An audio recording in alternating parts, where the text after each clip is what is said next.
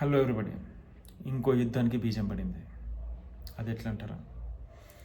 Just ఇప్పుడే వచ్చిన news ఏంటంటే, పాలస్తీనాకి చెందిన 17 మంది ఉగ్రవాదులు ఇజ్రాయెల్లో ఒక స్కూల్లోకి వచ్చి దాక్కున్నారంట.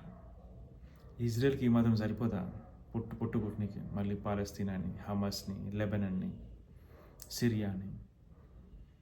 సో వీళ్ళే వాళ్ళకి ఛాన్స్ ఇస్తారు.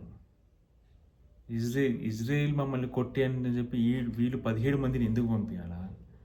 ఆ స్కూల్లో పిల్లలు లేరు కాబట్టి సరిపోయింది. ఉండి ఉంటే ఈ పాటికి అది పెద్ద న్యూస్ పెంట కాకపోతుండే.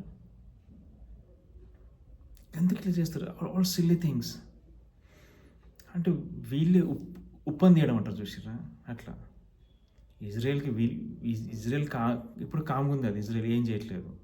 సో వీళ్ళు 17 మందిని పంపించి వాళ్ళని గోకితే వాడు ఒకటాడు పొట్టు కొడతాడు వచ్చి, నువ్వు గోకినావు కదరా నేను కొడతా అని చెప్పి.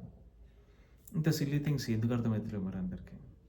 17 మంది వచ్చే స్కూల్లో దాక్కున్నారు. లక్కీలీ స్కూల్లో పిల్లలు లేరు. ఉంటే ఏంటి పరిస్థితి? Let's see what happens. Thank you.